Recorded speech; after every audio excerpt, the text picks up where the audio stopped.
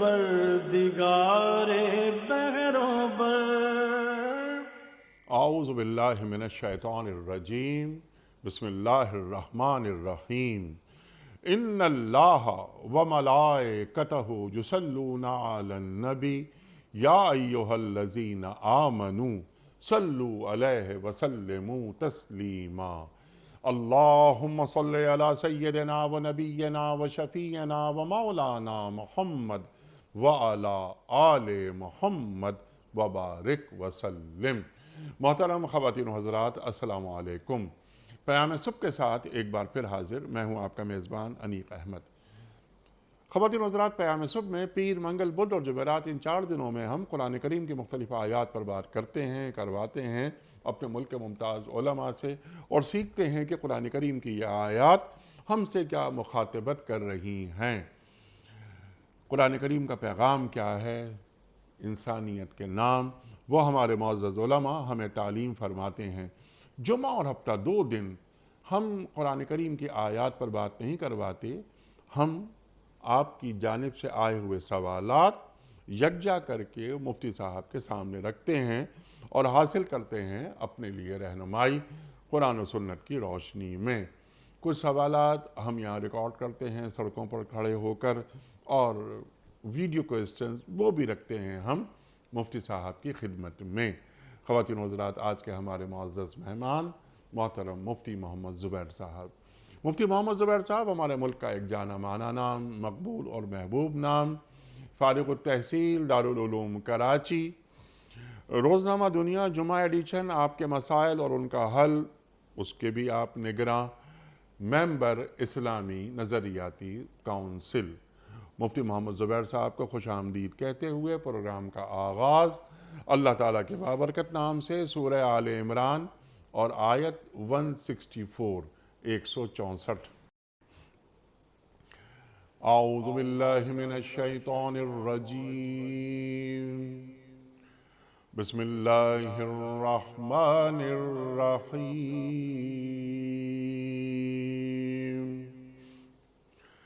لقد من اللہ علی المؤمنین اذ بعث فیہم رسولا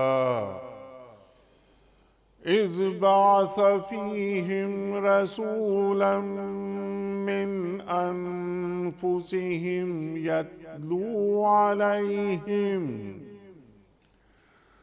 يتلو عليهم آياته ويزكيهم ويعلمهم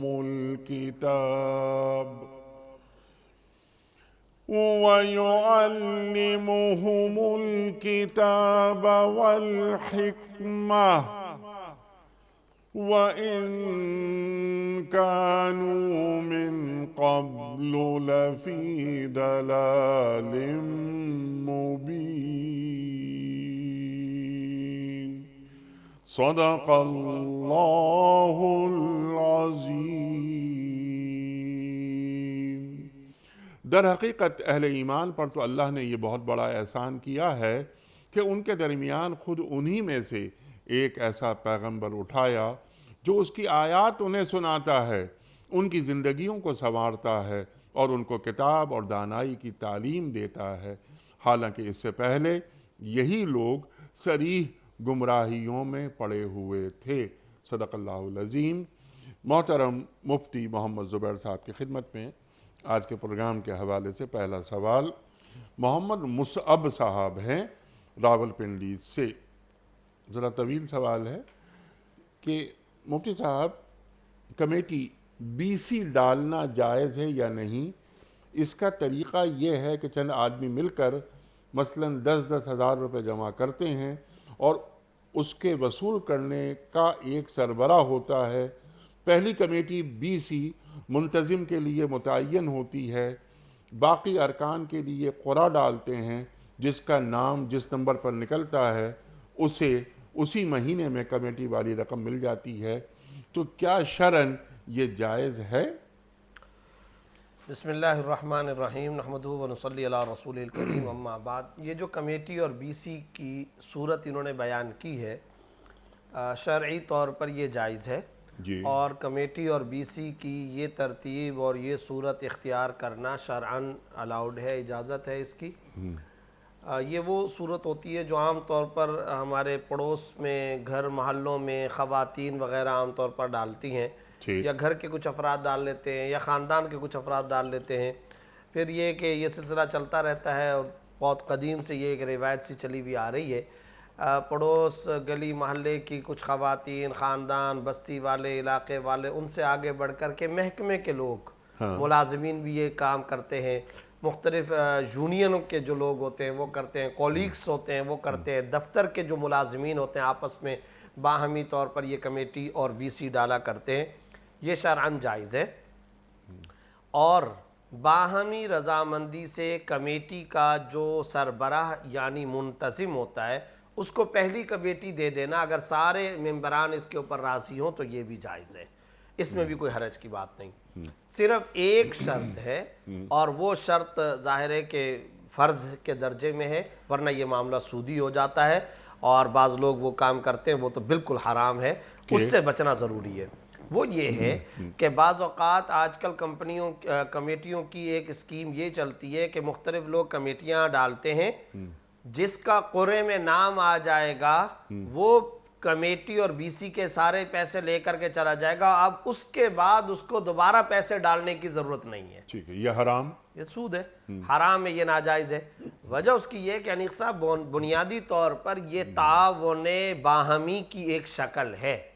تعاون باہمی جس کو التأمین التعاونی کہا جاتا ہے فقہ کی اصطلاح میں، عرب کی دنیا میں التأمین التعاونی یعنی وہ انشورنس جو باہمی طور پر تعاون کے اوپر مبنی ہو اور باہمی تعاون کی ایک شکل ہو، اسکیم ہو، کمیٹی ہو، آرگنائزیشن ٹائپ کی، یہ جائز ہے۔ اب معاملہ یہ کہ یہ بنیادی طور پہ قرض ہوتا ہے، یہ سارے کا سارا معاملہ قرض کا معاملہ ہے۔ قرض کا معاملہ کیا ہے؟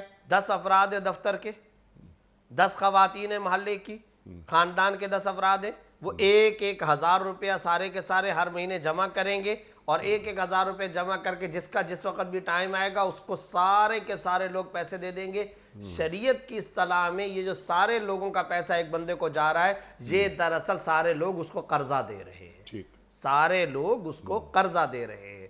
اچھا، اب یہ قرضہ واپس کب آئے گا؟ یہ قرضہ واپس اس وقت آئے گا جب اگلے کمیٹی والے افراد وہ پھر اپنا یہ قرضہ واپس کریں گے، یعنی وہی پیسہ واپس کریں گے۔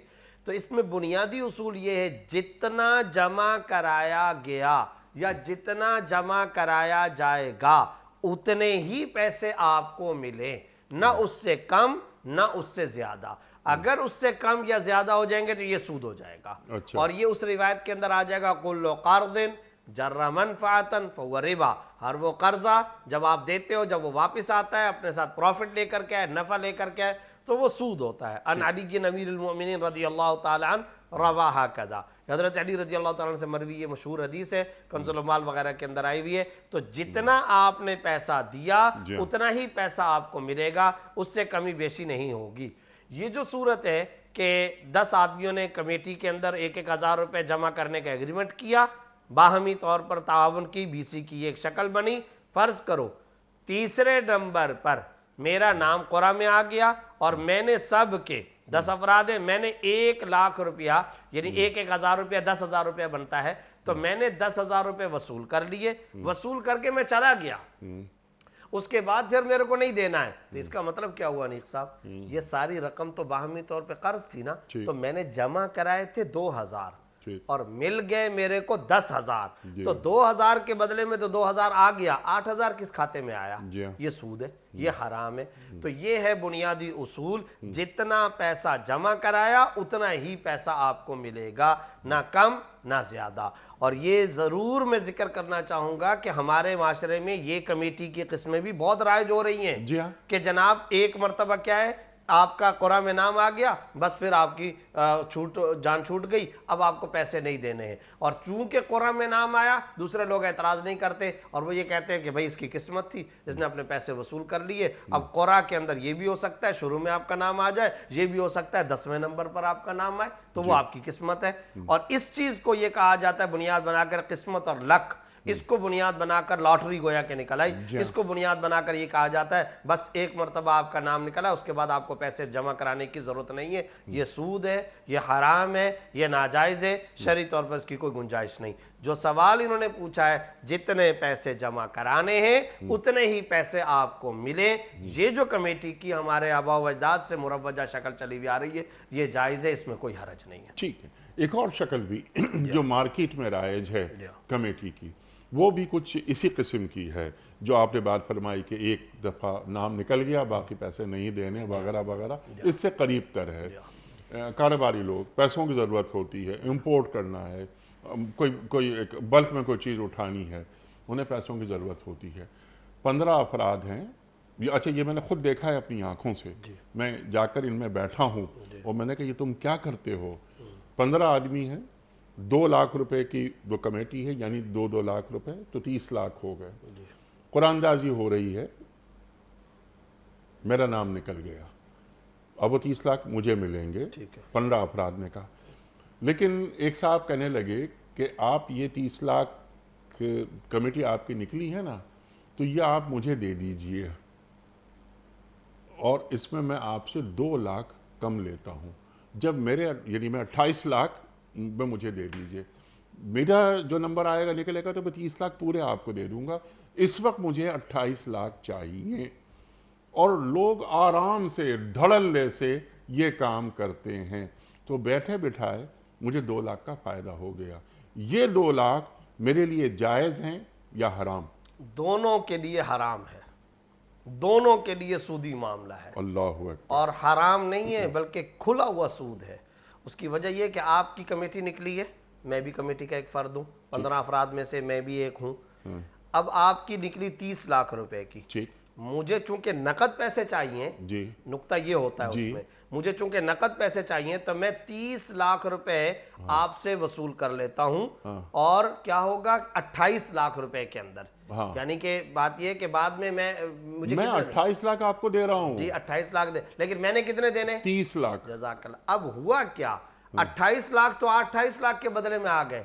یہ جو مزید 2 لاکھ روپے آپ کے پاس آ رہے ہیں یہ کس کھاتے میں آئے؟ یہی تو سود ہے. اور سود کی تعریف کیا ہے؟ الربا. ربا کی تعریف کیا ہوتی ہے؟ ربا کہتے الخالی عن العوض، جو عوض سے خالی ہو، جس کے مقابلے اور اگینسٹ میں کوئی چیز نہ ہو. تو یہاں پر 28 لاکھ کے مقابلے میں آ گیا 2 لاکھ روپیہ، تو بلا کسی عوض کے آیا، بغیر کسی معاوضے کے آیا. اس کے اگینسٹ کے اندر کوئی چیز نہیں، اس کے مقابلے میں کوئی چیز نہیں. لہذا یہ کھلا ہوا سود ہے، حرام ہے، ناجائز ہے. دونوں کے لیے ناجائز اور حرام ہے. اس کا لین دین بھی حرام ہے اور یہی کھلا ہوا سود ہے اور اس کی شریعت میں کوئی گنجائش نہیں. اللہ اکبر. اور ہماری یہ جو کاروباری جو شخصیات ہیں وہ اس میں شامل ہیں. جی. اور اس میں ایک تفریحی طور پہ یہ کام ہوتا ہے. اور بالکل حرام کام کرتے، اس سے سارے کاروبار کی برکت کو اٹھا دینے کا سبب بنتے. یہ سخت حرام اور ناجائز ہے، اس سے احتراز کرنا لازم ہے. اور پہلے جس کسی نے یہ کام کیا وہ اس سے استغفار کرنا اور توبہ کرنا اور آئندہ کے لیے احتراز کرنا لازم ہے. اللہ اکبر. اللہ اکبر. مفتی صاحب، ہم نے معاشرے میں یہ دیکھا ہے کہ کسی چور کو پکڑ کر خود سزا دینا شروع کر دیتے ہیں اور ابتدا میں 1-2 افراد اسے مار رہے ہوتے ہیں، پھر اسے پٹتا دیکھ کر اور یہ جان کر کہ یہ چور ہے مزید لوگ آتے ہیں اور ہر شخص اسے مارنے اور سزا دینے کو اپنی ذمہ داری سمجھتا ہے. یہاں تک کہ پولیس وغیرہ آتی ہے تو اسے بھی قریب نہیں آنے دیتے اور خود ہی مار مار کر اسے قتل کر دیتے ہیں. کبھی باندھ کر چوک میں زندہ جلا دیتے ہیں. جبکہ میں نے تو سنا ہے کہ چور کی سزا ہاتھ کاٹنا ہے. اس بارے میں میرا سوال یہ ہے، کیا عوام کو کسی مجرم کو سزا دینے کا اختیار ہے؟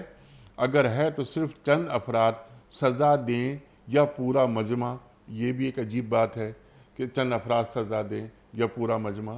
ایک اسٹیٹ ہے، ریاست ہے، یہ بنانا اسٹیٹ نہیں ہے. یہ شجاعت صاحب ہیں کراچی سے. یہ ہمارے سماج کا بہت اہم اور سلگتا ہوا مسئلہ ہے. اور محترم منیف صاحب، گزارش یہ ہے کہ جیسے جیسے ہمارے ہاں غربت کا بہت زیادہ اضافہ ہو رہا ہے، پسماندگی کا اضافہ ہے، رول آف لاء کے اندر ہمارے ہاں کمی ہے، اسی طریقے سے قانون کی پاسداری کا جذبہ ختم ہوتا چلا جا رہا ہے، تو اس رجحان میں بہت زیادہ اضافہ ہوتا چلا جا رہا ہے۔ سب سے پہلے تو مختصراً اس سوال کا جواب یہ ہے کہ یہ بالکل حرام، خلاف شریعت، خلاف اسلام طریقہ ہے کہ کوئی بھی قاتل ہو، مجرم ہو، کسی بھی قسم کا ملزم ہو، ڈاکو ہو یا چور ہو، کسی عوامی فرد کو اسے سزا دینے کا شریعت میں کوئی اختیار نہیں ہے۔ ٹھیک، اگر یہ اختیار ہوتا تو سوال یہ پیدا ہوتا ہے کہ قرآن کریم جا بجا اولو الامر کا لفظ کیوں استعمال کر رہا ہے؟ اطیعوا اللہ واطیعوا الرسول واولی الامر منکم، قرآن کریم جا بجا حکمرانوں کو خطاب کیوں کر رہا ہے؟ حدود اور تعزیرات کی سزائیں قرآن کیوں بیان کر رہا ہے؟ پھر قرآن کریم کے اندر سورہ نور شہادات کے نظام کو کیوں بیان کرتا ہے؟ استغاثہ، بجنا، شہادت، گواہی، عدلیہ، جج، قاضی، عدالت، کورٹ، یہ قرآن جا بجا کیوں بیان کرتا ہے؟ قصاص کے احکام کو قرآن کریم کیوں بیان کر رہا ہے؟ قصاص کے اندر زندگانی ہے، یہ سارے اصول اللہ تعالیٰ کیوں بیان کرتا ہے؟ اچھا، یہ تو ہو گیا قرآن کریم کا معاملہ۔ اب ذرا آ جائیے احادیث تجربہ کی طرف۔ صورتحال یہ کہ کوئی ایک حدیث کی کتاب آپ اٹھا کر کے دکھا دیں جس میں کتاب الاقضیہ نہ ہو، جس میں کتاب الحکام نہ ہو، جس میں کتاب القاضی نہ ہو، جس میں کتاب الاحکام موجود نہ ہو، حتیٰ کہ آپ حیران ہوں گے انیق صاحب، یہ تو میں نے قرآن و حدیث کی بات بتائی نا، فقہ کے اندر انہی اصولوں کو سامنے رکھتے ہوئے اس پر مستقل چیپٹر ہیں، کتاب ادب القاضی، اور پھر یہ کتاب القاضی الی القاضی، ایک جج دوسرے جج کو خط کیسے لکھے گا؟ حتیٰ کہ آپ حیران ہوں گے انیق صاحب کہ فقہ کی کتابیں بھری ہوئی ہیں کس بارے میں؟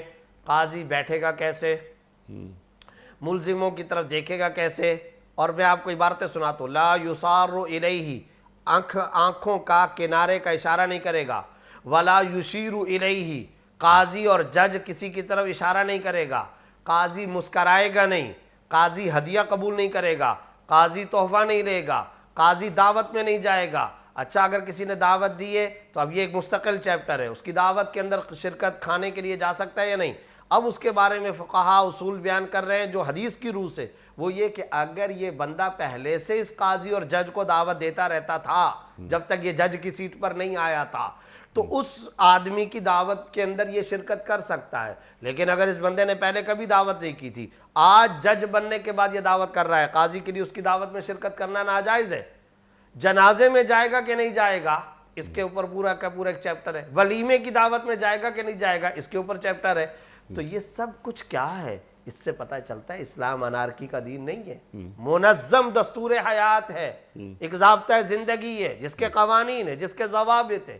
اور طور میں آج آپ سے عرض کرتا ہوں، توہین رسالت کا مجرم تھا عہد رسالت میں کعب بن اشرف، رسول اللہ صلی اللہ علیہ وسلم کی اجازت سے صحابہ کرام نے باقاعدہ اجازت دی آپ صلی اللہ علیہ وسلم نے، اور ان صحابہ نے جا کر کے اس کو قتل کیا۔ لیکن جب اجازت مانگی گئی کہ اس کے قلعے کو، اس کے گھر کو اجاڑا جائے، مال کو لوٹا جائے، اجازت نہیں دی ہے، کیونکہ اسلام انارکی نہیں چاہتا۔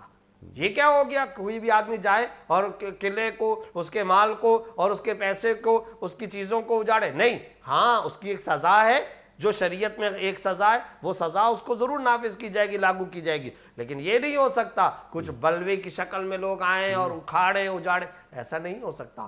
تو پتہ یہ چلا کہ ایک منظم دستور حیات اور ضابطہ زندگی کا نام ہے، یہ ہے اسلام کا پورے کا پورا طرز عدالت۔ اچھا، اب اس صورت کے اندر اگر یہ جو انہوں نے سوال کیا چور ہے یا ڈاکو ہے، تو سب سے پہلی بات تو یہ ہے کہ اس کو عدالت کے حوالے کیا جائے، پولیس اور انتظامیہ کے حوالے کیا جائے۔ پولیس اور انتظامیہ کے حوالے ہو گیا، اب اگلی بات پھر جائے گا وہ کورٹ کے اندر، کورٹ کے اندر جا کر کے ایک پورا نظام چلے گا بھائی، استغاثہ ہوگا، بجنہ ہوگا، گواہ ہوں گے۔ حدیث واضح آپ صلی اللہ علیہ وسلم کی جو کتب صحاح میں آئی، البجنۃ علی المدعی والیمین علی من انکر، جو مدعی ہوگا اس کو گواہ پیش کرنے ہیں، وہ بجنہ پیش کرے گا۔ ٹھیک، سوال یہ پیدا ہوتا ہے کہ گواہ کا نصاب کیا ہے؟ سورہ بقرہ، اس میں کیا آ رہا ہے؟ استشہدوا شہیدین من رجالکم فإن لم یکونا رجلین فرجل وامرأتان۔ پھر وہ مسئلہ پیدا ہوتا ہے عورت کی گواہی آدھی ہے کہ نہیں ہے، دو مرد عاقل بالغ، پھر عدالت کے اندر جو گواہ ہیں ان کے کرائٹیریاز کیا کیا ہے۔ اب یہ پورے کا پورا گواہوں کا نظام چلے گا۔ پھر وہ مدعا علیہ ہوگا، اچھا پہلے مدعی اور مدعا علیہ کا تعین کیا جائے گا. اچھا مدعی کے پاس گواہ نہیں ہے, مدعا علیہ پر حلف آئے گا, وہ حلف کہاں اٹھائے گا؟ قاضی کے سامنے. تو سوال یہ پیدا ہوتا ہے کہ یہ سارے کا سارا کام سڑک پر ہو سکتا ہے, چورنگی پر ہو سکتا ہے, گلی محلے کے اندر ہو سکتا ہے, روڈ پر ہو سکتا ہے؟ کبھی بھی نہیں ہو سکتا.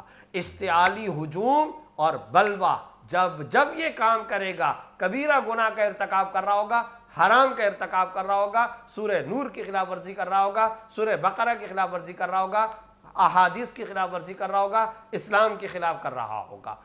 یہ میں بات کر رہا ہوں انیق صاحب اس کی جو پکا ٹھکا حقیقی مجرم بھی ہو, اس کے بارے میں بھی آپ یہ رویہ نہیں اختیار کر سکتے.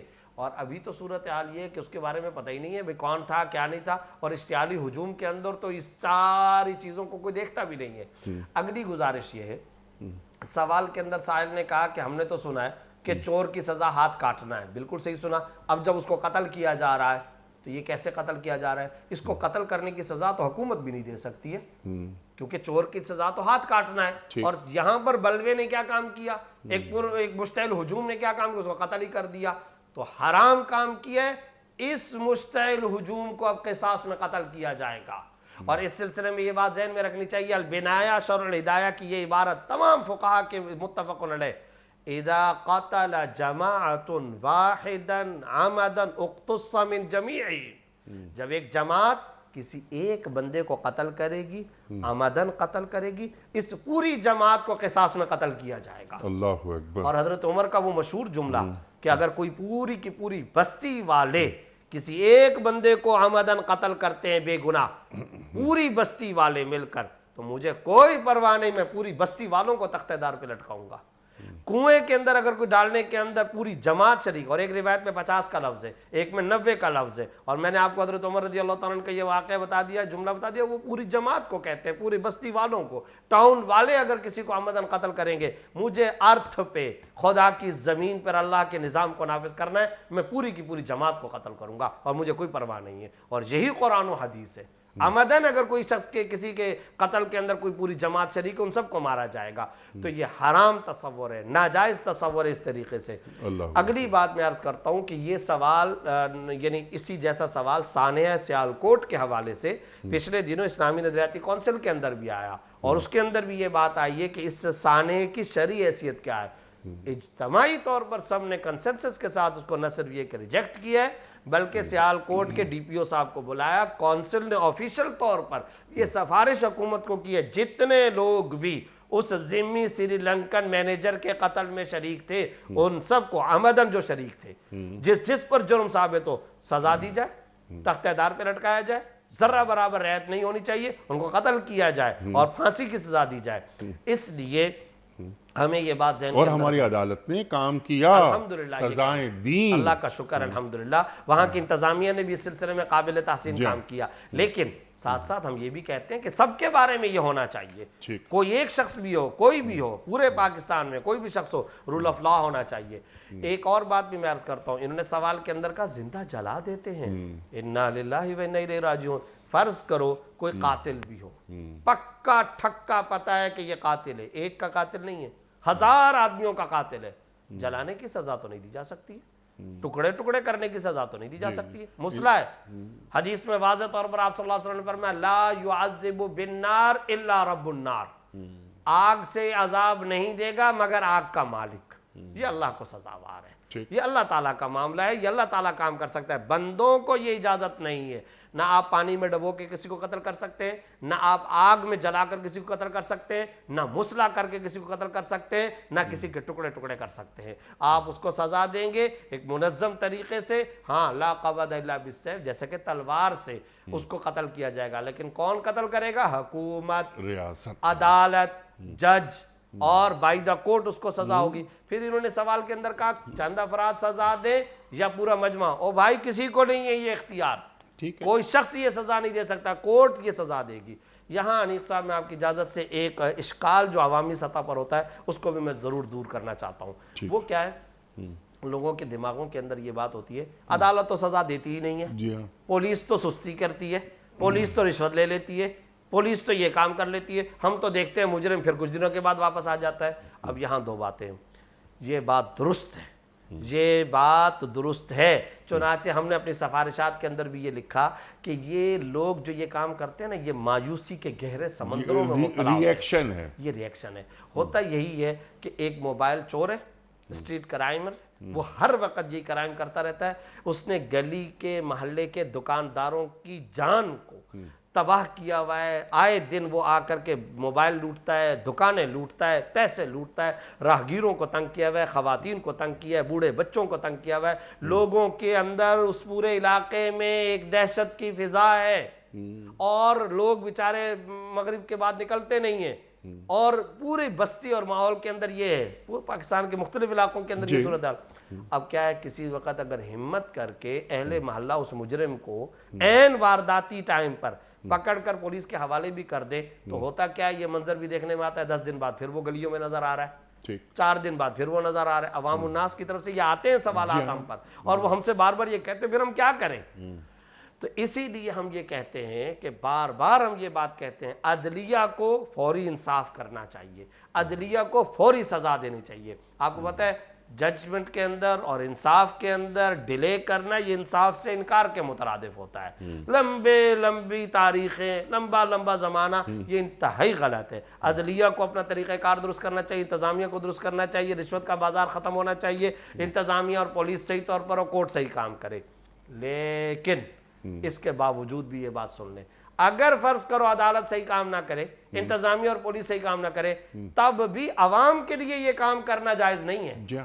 وہ قانون کو ہاتھ میں نہیں لے سکتے. کیوں؟ اس لیے کہ اسلام انارکی کا دین نہیں ہے، رول آف لا کا دین ہے.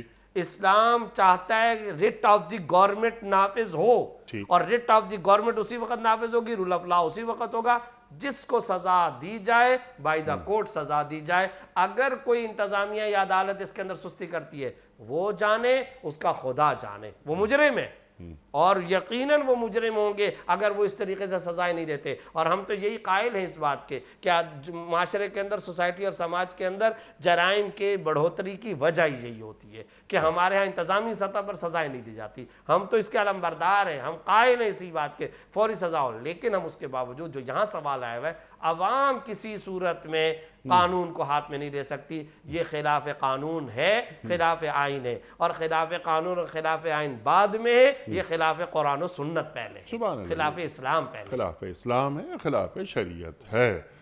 ایک بات، ایک نقطہ آپ نے بالکل واضح کر دیا. سوالات جو بہت سارے اٹھ سکتے تھے ان کے بھی جوابات آپ نے دے دیے. برہان الدین صاحب ہیں، بڑا اچھا سوال ان کا آیا ہے کہ ہمارے ہاں غیر مسلم جب اسلام قبول کرتے ہیں تو ان کا نام تبدیل ہو جاتا ہے، کیا یہ ضروری ہے؟ کفار جب مسلمان ہوتے تھے ان کا نام تو تبدیل نہیں ہوتا تھا. اس سلسلے میں یہ بات ذہن میں رکھنی چاہیے کہ دیکھیں، جو غیر مسلم مسلمان ہوتے ہیں ان کے ناموں پر غور کرنا چاہیے. فرض کریں اگر ان کا نام کوئی شرکیہ ہے، یا ان کے نام کے اندر کوئی اس طرح کا تصور ہے جس سے ان کا عقیدہ ثابت ہوتا ہو، یا جس سے ان کے عقیدے کی کوئی ریفرنس آ رہا ہو، تو ایسی صورت میں نہ صرف یہ کہ اس کا نام تبدیل کرنا فرض ہے، بلکہ اسلام کے عہد رسالت میں بھی نام تبدیل کیا گیا. اچھا. جیسا کہ عبدالعزیٰ، عبداللات، یہ مختلف افراد کے نام تھے. آپ صلی اللہ علیہ وسلم نے نام تبدیل کیے. اور ہم کتابوں میں احادیث کے اندر کئی مقامات پر یہ پڑھتے ہیں کہ اس صحابی کا اسلام میں آنے کے بعد یہ نام ہے، جہالت میں اس کا یہ نام تھا. یہ ہم پڑھتے رہتے ہیں. چنانچہ آپ صلی اللہ علیہ وسلم نے تبدیل فرمایا، اور کئی صحابہ کرام کے نام تبدیل فرمائے. اور باقاعدہ جب ان کے سوانح نگاروں نے حالات زندگی لکھے ہیں تو اس میں ان کے جب نام لکھے، کنیت لکھا، باپ کا نام لکھا، اور ان کا اپنا نسب نامہ اور پورے کا پورا ان کا سند لکھی، اس کے اندر وضاحت کرتے ہیں کہ ان کا جاہلیت کے اندر یہ نام تھا، اسلام میں ان کا یہ نام ہوا. اب فرض کریں اگر کسی کا نام عبد المسیح ہے، فرض کریں عبداللات ہے، عبدالعزیٰ ہے، تو یہ نام تبدیل کیا جائے گا. اسی طریقے سے اگر کوئی ایسا نام ہے جس نام کے اندر رام کا لفظ آ رہا ہے اور رام کا بندہ ہونے کا لفظ آ رہا ہے، یا کسی کے ناحق اور باطل خدا اور معبود کا کوئی تصور آ رہا ہے تو ظاہر ہے کہ ایسے نام کو تبدیل کرنا فرض ہے، اور عہد رسالت میں یہ کام کیا گیا۔ اگر نام اس طرح کا ہے کہ جس سے اس کی کوئی مذہبی شناخت متعلق نہیں ہے، شرکیہ عقیدہ نہیں ہے، تو پھر اس کا نام عہد رسالت کے اندر بھی کئی مثالیں تبدیل نہیں کیا گیا، اور پھر اس کا نام یہاں آج بھی تبدیل نہیں کیا جائے گا۔ مثلا آپ کو معلوم ہے داؤد نام رکھا جاتا ہے عیسائیوں میں، آدم رکھا جاتا ہے، یونس رکھا جاتا ہے، سلیمان رکھا جاتا ہے۔ یہ الگ بات ہے، وہ پھر انگلش وغیرہ میں ڈیوڈ بولتے ہیں یا اس طرح، وہ ایک الگ بات ہے، وہ تو انگلش کے لہجے کی بات ہے۔ تو اس طرح کا اگر نام ہے اور وہ غیر مسلم عیسائی مسلمان ہوا ہے تو نہ صرف یہ کہ اس کا نام تبدیل کرنا فرض نہیں ہے بلکہ پسندیدہ بھی نہیں ہے۔ اس کا نام رکھا جائے وہی جو داؤد تھا، وہی جو اس کا نام پہلے سے سارہ چلا ہوا آ رہا ہے بچی کا نام، وہی مریم جو اس کا نام رکھا ہوا آ رہا ہے، جو آدم، سلیمان، عیسیٰ، موسیٰ جو نام رکھا ہوا آ رہا ہے، بالکل صحیح ہے، کوئی اس کے اندر حرج کی بات نہیں ہے۔ تو اس لیے یہ بات ذہن میں رکھنی چاہیے۔ لیکن ڈیوڈ داؤد ہو جائے گا، جی ہاں، جوزف یوسف ہو جائے گا، جی ہاں، ہے نا، بالکل ایسے ہی تبدیل یہ ہو جائے گی، یہ تبدیلی تاکہ وہ جو مسلمانوں کی جو طرز کے اندر جو نام جس طریقے سے پکارا جاتا ہے اس طریقے سے اس کو پکارا جائے گا۔ یونس کا نام ہے اس طریقے سے۔ یہاں ایک بات یہ ذہن کے اندر رکھیں کہ اس پوری تفصیل کے اندر ہمیں جو بات سامنے آئی وہ دو نقطے سامنے آئے، اور ان دو نقطوں کو سامنے رکھنا چاہیے۔ پہلا نقطہ یہ کہ وہ شرکیہ لفظ پر مشتمل نہ ہو، دوسرا نقطہ یہ کہ اس کی مذہبی شناخت اس کے ساتھ متعلق نہ ہو۔ جیسے کہ میں نے آپ کو بتایا رام کا نام آ گیا، کرشن کا نام آ گیا، اس ٹائپ کا اگر کوئی نام آ رہا ہے، نتھو رام، لال رام وغیرہ، تو اس طرح کا نام نہ ہو۔ اگر یہ دونوں باتیں اس کے اندر نہیں پائی جا رہی ہیں تو نام تبدیل کرنا شرعاً کوئی ضروری نہیں ہے۔ یہ بات ہو گئی انیق صاحب ضروری ہونے یا نہ ہونے سے متعلق۔ اب ایک اور الگ سے بھی مشورے کے طور پر، اور وہ بات وہ ہے جو رسول اللہ صلی اللہ علیہ وسلم نے خود بھی اختیار فرمایا، وہ یہ ہے کہ بعض اوقات نام ایسے ہوتے ہیں کہ اس نام کے اندر کوئی شرکیہ معنی بھی نہیں ہے، کوئی مذہبی شناخت وغیرہ کا معاملہ بھی نہیں ہے، لیکن وہ نام ویسے ہی معنی کے اعتبار سے اچھا نہیں ہے، یا محمل ہے، یا مجمل اور محمل ہے، اس کا کوئی معنی ہی نہیں ہے، بیکار لفظ ہے۔ تو یہ بھی باقاعدہ سنت سے ثبوت ملتا ہے کہ رسول اللہ صلی اللہ علیہ وسلم نے اس نام کو تبدیل فرمایا، باقاعدہ آپ صلی اللہ علیہ وسلم نے اس نام کو تبدیل فرمایا۔ مثلا ایک نام آیا حزن، کسی کا نام تھا، اس کا نام تھا حزن، تو آپ صلی اللہ علیہ وسلم، اچھا حزن کا معنی کیا ہے آپ کو معلوم ہے؟ حزن کا معنی کیا ہوتا ہے؟ غم، پریشانی، جزاک اللہ، صدمہ، دکھ، غم، پریشانی۔ تو آپ صلی اللہ علیہ وسلم نے فرمایا کہ لیس انت حزن، لست حزن، آپ حزن نہیں ہیں، بل انت سہل، ان کا نام رکھا سہل۔ سہل، سہل کا معنی کیا ہے؟ آسانی، راحت، سہولت۔ تو آپ صلی اللہ علیہ وسلم نے نام تبدیل فرمایا۔ اسی طریقے سے اگر اس کا معنی اس طرح کا ہے، اچھا اب یہ جو حزن والا معنی تھا نا نیک صاحب، اس میں کسی کی مذہبی شناخت کا مسئلہ نہیں تھا، اس کے اندر شرک کا بھی معنی نہیں تھا، لیکن چونکہ معنی پسندیدہ نہیں ہے تو اب اس لیے آپ صلی اللہ علیہ وسلم نے اس کو تبدیل فرمایا۔ تو پتہ یہ چلا کہ اگر کوئی مجمل نام ہے، معنی والا ہے، یا لا یعنی معنی پر مشتمل ہے، یا فضول اور بیکار معنی، یا معنی اس کا غلط ہے لیکن شرکیہ تو نہیں ہے لیکن معنی غلط ہے، تو ایسی صورت میں اس کے نام کو تبدیل کرنا چاہیے۔ یہ بھی سنت سے ثابت ہے، اور کئی صحابہ کرام کے نام آپ صلی اللہ علیہ وسلم نے اس طریقے سے تبدیل فرمائے۔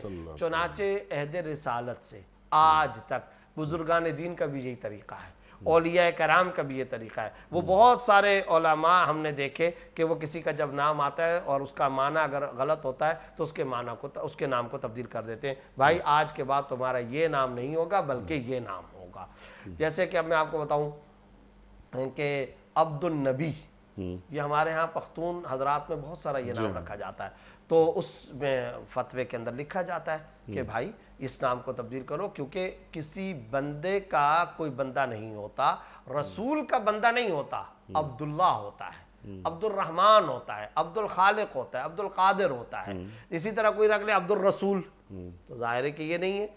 ہاں غلام رسول صحیح ہے، ٹھیک ہے نا، غلام محمد صحیح ہے، لیکن کوئی اگر لکھ لے عبد المحمد، عبد الرسول، تو یہ غلط ہے، عبد الرب ہونا چاہیے۔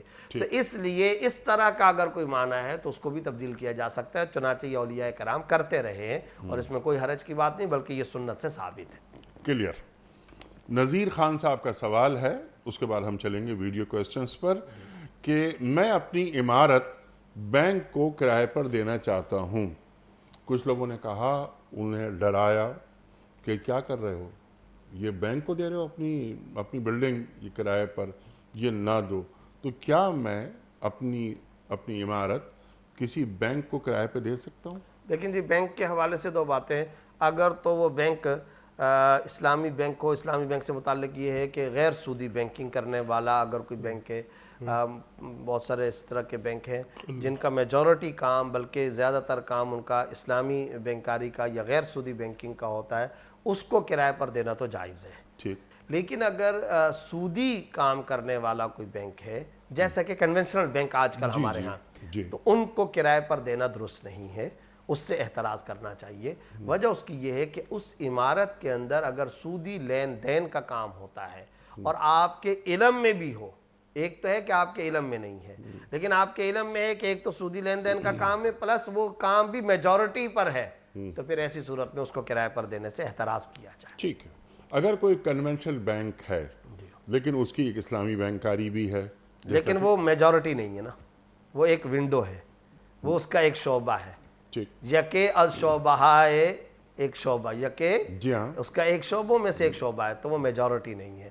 تو اس لیے چونکہ میجورٹی کام ہمیشہ تمام معاملات میں غالب کا اعتبار ہوگا، میجورٹی اور اکثریت کا اعتبار ہوگا، چونکہ اکثریت کے اندر وہ لین دین، اب لون چل رہا ہے، سودی لون چل رہا ہے، ڈپازٹ کے اندر سیونگ اسکیم چل رہی ہے، سیونگ اکاؤنٹ چل رہا ہے، آپ نے جمع کرا ہے لاکھ، آپ کو مل رہا ہے 1,05,000، 1,11,000، 1,01,000، تو ظاہر ہے کہ سود کا لین دین اس کے اندر زیادہ تر ہوتا ہے۔ ایون کہ وہ جو بینک لوگوں کو، مل آنرز کو جو لون دے رہے ہیں وہ بھی سودی دے رہے ہیں، مل آنر آ کر کے واپس کر رہے ہیں وہ بھی سود دے رہے ہیں، یہ ڈپازیٹرز کو دے رہے ہیں وہ بھی، تو اس لیے ایسی صورت میں کنونشنل بینک کو اپنی عمارت کرائے پر دینا درست نہیں ہے، یہی فتویٰ دیا جاتا ہے۔ ٹھیک، بالکل واضح ہو گئی بات۔ مفتی صاحب کچھ ویڈیو کوئسچنز آپ کی خدمت میں۔ پہلا سوال مفتی صاحب کے لیے، پروردگار بحروں بر۔ مفتی صاحب میرا سوال یہ ہے کہ نماز قصر جو ہے صرف فرض نمازوں میں ہوتی ہے یا پھر جو ہے سنتوں میں بھی قصر نماز ہوتی ہے؟ پروردگار بحروں بر۔ اس کا جواب یہ ہے کہ قصر ہمیشہ صرف فرض نماز کے اندر ہے، ہمیشہ فرض نماز کے اندر قصر ہے، اور قصر کا مطلب کیا ہے؟ 4 رکعت کو 2 کر کے پڑھنا۔ اب یہ جو 4 رکعتوں کی جگہ پر آپ نے 2 پڑھنا ہے تو یہ ہمیشہ صرف فرض نماز میں، فرض نماز کے اندر بھی 3 نمازوں کے اندر، ظاہر سی بات ہے ظہر میں، عصر میں اور عشاء کے اندر، مغرب کی 3 1.5 نہیں ہوں گی، فجر کی 2 1 نہیں ہوگی، یہ بات۔ دوسرے نمبر پر یہ بات ہے کہ یہ قصر نماز ہمیشہ اپنی شرائط کے مطابق ہوں گی۔ مثال کے طور پر آپ حالت سفر کے اندر ہیں، اپنے شہر سے نکل چکے ہیں، ٹوٹل 78 کلومیٹر آپ کا سفر کا ارادہ ہے، کم سے کم یہ زیادہ جتنا بھی ہو ایک۔ دوسرے نمبر پر یہ کہ اگر کسی جگہ پر آپ نے قیام کیا ہوا ہے جو آپ کا وطن اصلی نہیں ہے، کوئی اور جائے قیام ہے، تو وہاں پر 15 دن سے کم کی نیت ہو، اگر 15 دن یا 15 دن سے زیادہ کی نیت ہے تو پھر آپ کو پوری نماز پڑھنی پڑے گی۔ تو ایک تو صرف فرض نماز کے اندر قصر ہے۔ جہاں تک سنتوں کا تعلق ہے تو سنتیں پوری پڑھنی ہوں گی۔ البتہ سنت کے بارے میں یہ بات تو واضح ہی ہے کہ سنت کی وہ تاکید جو عام حضر کے اندر اپنے گھر کے اندر رہتے ہوئے ہوتی ہے، وہ سفر کے اندر تاکید ختم ہو جاتی ہے۔ کیا مطلب؟ یعنی وہ لزوم نہیں رہا، وہ لازم جو جز ہے وہ آپ کا سفر کے اندر نہیں رہا۔ اگر آپ ظہر کی سنتوں کو، اسی طرح عشاء کے بعد کی 2 سنتوں کو، ظہر کے بعد کی 2 سنتوں کو اگر آپ سفر کی حالت کے اندر چھوڑ دیں گے تو کوئی گناہ نہیں ہے۔ البتہ فقہاء کرام نے یہ فرمایا کہ اگر ٹائم ایسا ہو، قرار اور امن والا ہو تو آپ پڑھ لیں تو بہتر ہے، اگر آپ چھوڑ دیں گے تو کسی قسم کا کوئی گناہ نہیں، بلا عذر بھی چھوڑ دیں گے تب بھی کسی قسم کا کوئی گناہ نہیں ہے۔ لیکن اگر آپ پڑھیں گے تو پھر سنتوں میں قصر نہیں ہوگی، یعنی یہ نہیں ہوگا کہ ظہر کی ابتدائی جو 4 سنتیں، اب کوئی آدمی کہے چونکہ میں سفر کی حالت کے اندر ہوں لہذا 4 سنتوں کے بجائے میں 2 پڑھ لوں گا، تو ایسا نہیں ہوگا۔ سنتیں اگر آپ پڑھیں گے تو پوری سنتیں ہی پڑھیں گے، اس میں قصر نہیں ہوگی۔ ہاں سنتیں پڑھنا سفر کے اندر لازم نہیں رہتا، باقی جہاں تک قصر کا تعلق ہے وہ صرف اور صرف فرض نماز کے ساتھ اس کا تعلق ہے، سنتوں کے ساتھ اس کا کوئی تعلق نہیں ہے۔ ٹھیک ہے، کلیئر ہو گئی بات۔ جب فرض 4 کے 2 ہو رہے ہیں تو پھر سنتیں پڑھنا یا نوافل سنتوں کے پڑھنا، اندر بھی چھوٹ ہے، رعایت ہے، سنتوں میں بھی چھوٹ اور رعایت ہے۔ اگلا سوال مفتی صاحب کی خدمت میں۔ پروردگار بہروبر۔ السلام علیکم مفتی صاحب، میرا آپ سے یہ سوال ہے کہ ایک مسلمان کی پوری امت پر کیا بنیادی ذمہ داری ہے؟ بہروبر۔ ایک مسلمان کی پوری امت پر کیا ذمہ داری ہے؟ سوال کلیئر ہے؟ جی، ارشاد۔ اصل بات تو یہ کہ سوال تو بہت بڑا ہے اور بہت وسعت رکھتا ہے۔ سب سے پہلی بنیادی بات تو یہ ہے کہ ایک مسلمان کی دوسرے مسلمان کے حوالے سے بنیادی ذمہ داری ہے النصح لکل مسلم، جس کو حضرت جریر کی روایت میں آپ صلی اللہ علیہ وسلم نے فرمایا۔ کیا مطلب؟ صلی اللہ علیہ وسلم۔ دوسرے مسلمان کے لیے خیر خواہی کا جذبہ، ٹھیک ہے، الدین النصیحہ، یہ بنیادی ذمہ داری ہے۔ سبحان اللہ۔ اچھا، اب اس بنیادی ذمہ داری میں نصح لکل مسلم، ہر مسلمان کے لیے خیر خواہی کا جذبہ، یہ ایک وسیع ترین حقوق کی دنیا ہے، اس کا ایک مختصر ترین یہ جملہ آپ صلی اللہ علیہ وسلم نے بیان فرما دیا۔ صلی اللہ علیہ وسلم۔ اس کے ضمن میں اب یہ بات آئے گی کہ مسلمان دوسرے کے تمام حقوق ادا کرے، جتنے حقوق اس سے متعلق ہیں۔ اگر وہ رعیت ہے، حکمرانوں کے حقوق ادا کرے، باس ہے، ملازموں کے حقوق ادا کرے، باپ ہے، اولاد کے حقوق ادا کرے، شوہر ہے تو بیوی کے حقوق ادا کرے، بیوی ہے تو شوہر کے حقوق ادا کرے۔ ہمیشہ اپنے سے متعلق دوسرے مسلمانوں اور مسلمان بھی نہیں، دوسرے انسانوں اور انسان بھی نہیں، دوسرے جانداروں سے متعلق بھی جتنے حقوق آپ کے ذمہ ہیں ان تمام حقوق کو ادا کیا جائے۔ یہ ہے اصل رجل مومن، یہ ہے اصل مسلمان، یہ ہے اصل فرد کامل، یہ ہے مسلمان مرد کامل۔ دوسروں سے متعلق آپ کے حقوق، مثال کے طور پر اگر آپ نے کوئی جانور پالا ہوا ہے اور اس جانور کی آپ دیکھ بھال نہیں کرتے، آپ نے پال تو رکھے ہیں کبوتر، آپ نے پرندے پال تو رکھے ہیں، پنجرہ چھوٹا ہے، تنگ ہے، خوراک نہیں دے رہے، موسم کا خیال نہیں کر رہے، غذا نہیں دے رہے، ان کی حرارت اور برودت گرمی سردی کا خیال نہیں کر رہے، تو آپ گناہ گار ہیں، تو آپ نے گناہ کا ارتکاب کیا۔ آپ کے جتنے ریلیٹیو رشتہ دار ہیں، اعزاء اقربا، اہل خاندان، آل اولاد یا پیرنٹس، آپ نے ان کے حقوق ادا نہیں کیے تو آپ حرام کے اور گناہ کے مرتکب ہیں۔ اسی طریقے سے اب یہاں سے گھر سے یہ معاملہ آگے بڑھے گا، فیکٹری کے مالک ہیں، دکاندار ہیں، تو جو پبلک ڈیلنگ میں آپ سے متعلق ہوتا چلا جا رہا ہے، شریعت میں جو آپ کے ذمہ حقوق ہیں ان تمام حقوق کو ادا کرنا، یہ ہے ایک مسلمان کی بنیادی ذمہ داری اور ایک مسلمان کا امت کے حوالے سے، انسانیت کے حوالے سے حق۔ اس حق کو ادا کرنا شرعاً لازم۔ سبحان اللہ، سبحان اللہ۔ تھوڑا سا اس کا کینوس اور اگر ہم بڑا کر دیتے ہیں، انما المومنون اخوہ، اللہ تعالیٰ قرآن کریم میں بیان فرما رہا ہے امت۔ اب امت کا تعلق جو لغتی بحثیں ہیں اس میں سے ہے، جی، کہ یعنی ماں ہماری ایک ہے، تو امت سے وابستہ ہر فرد کو اپنا بھائی سمجھا جائے، بے شک، ایک تصور، تاکہ امت پن پیدا ہو، امت پناہ آ جائے۔ بالکل صحیح بات ہے، بالکل صحیح بات۔ انما المؤمنون اخوہ، یہ ایسا عجیب قرآنی جملہ ہے کہ جب یہ کہا جاتا ہے نا کہ مسلمان دوسرا مسلمان کا بھائی ہے، تو یاد رکھیے سَنَشُدُّ عَضُدَكَ بِأَخِيكَ، قرآن میں ایک اور جگہ پر فرمایا کہ تم کو تقویت ملے گی، تمہارے بازو اور اعصاب مضبوط ہوں گے تمہارے بھائی کے ذریعے سے۔ تو اب یہ دیکھا جائے کہ میں اپنے دوسرے مسلمان کی تقویت کا ذریعہ بن رہا ہوں یا اس کی تنزلی کا ذریعہ بن رہا ہوں۔ میری باڈی اور وجود سے خیر پھوٹ رہی ہے کہ نہیں پھوٹ رہی؟ رسول اللہ صلی اللہ علیہ وسلم نے ارشاد فرمایا، ابن ماجہ کی حدیث ہے، کیا طوبى لمن جعلہ اللہ مفتاحا للخیر ومغلاقا للشر وویل لمن جعلہ اللہ مفتاحا للشر ومغلاقا للخیر۔ عجیب جملہ، بہترین مومن ہے وہ آدمی، خوشخبری ہو، طیب ہے وہ مسلمان جس کو اللہ رب العزت نے خیر کی چابی بنایا، شر کے لیے تالا بنا دیا ہے، شر بند رہتا ہے اس سے، صد ذریعہ ہے، یہ صد ہے، راہ کے اندر رکاوٹ ہے شر کے، شر کی راہ میں یہ حائل پردہ اور رکاوٹ ہے، یہ کسی کو اذیت اور تکلیف نہیں پہنچاتا، شر کی راہ کے اندر یہ رکاوٹ۔ فرمایا یہ مسلمان وہ ہے جس کے لیے خوشخبری۔ اور پھر اگلا جملہ ابن ماجہ کی حدیث میں کیا ہے؟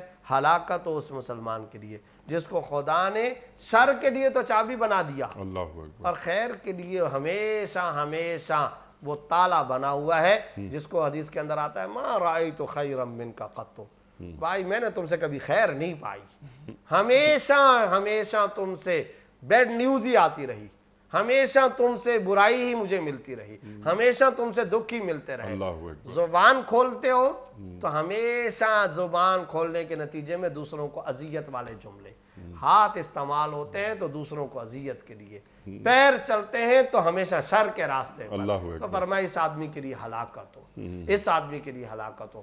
تو یہ دیکھنا چاہیے کہ ہمارا شمار کس کے اندر ہے۔ اہل بستی کو مجھ سے راحت مل رہی ہے کہ نہیں، ٹھیک، والدین کو راحت مل رہی ہے کہ نہیں، ٹاؤن والوں کو راحت مل رہی ہے کہ نہیں، خیر ملازمین کو راحت مل رہی ہے کہ الناس نہیں۔ من ینفع الناس، انسانوں میں بہترین وہ ہے جس سے انسانیت کو فائدہ پہنچے، نفع۔ اور یہاں تو بات ہو رہی ہے پوری انسانیت کی، لیکن جب امت کا معاملہ آ گیا کہ ہمارے اور آپ کے درمیان جو بنیاد ہے جوڑ کی، وہ ہے لا الہ الا اللہ محمد الرسول اللہ، یہ بائنڈنگ فورس ہے، یہ بائنڈنگ فورس ہے۔ اللہ اور اکبر۔ اس کو اسی طور پر اختیار کرنا چاہیے۔ اس کے ساتھ ساتھ آخر میں وقت چونکہ ختم ہو گیا، جب انہوں نے کہا نا کہ ایک انسان کی ذمہ داری، تو ایک انسان کی انسانوں کے حوالے سے اس نسبت سے ایک انٹرنیشنل ذمہ داری یہ بھی ہے کہ یہ اسلام کا داعی ہو اور یہ دعوت اسلام دیا کرے، مبلغ دین ہو، اور یہ شریعت اور مبلغ اسلام بن کر کے انسانیت کے لیے نفع رساں بن جائے، یہ بھی اس کی بنیادی سبحان اللہ، سبحان اللہ۔ تو ایک مسلمان کو بے فیض نہیں ہونا چاہیے، جہاں بھی بیٹھے جب اٹھے وہاں سے تو کچھ خیر کا کام کر کے اٹھے۔ بالکل ایسے ہی، بالکل۔ سبحان اللہ، سبحان اللہ۔ یعنی کوئی اگر کسی کی مدد نہیں کر سکتا تو کم از کم ایک اچھا کلمہ ہی ادا کر دے، ایک اچھی بات ہی کہہ دے، قرآن کریم کی کوئی آیت ہی بیان کر دے۔ اللہ اکبر، اللہ اکبر۔ مفتی صاحب آپ کا بڑا ممنون، بڑا شکر گزار، آپ تشریف لائے۔ خواتین و حضرات، اللہ تعالی ہمارے علماء کو سلامت رکھے، تشریف لاتے ہیں، ہماری علمی کمی کو دور کر دیتے ہیں۔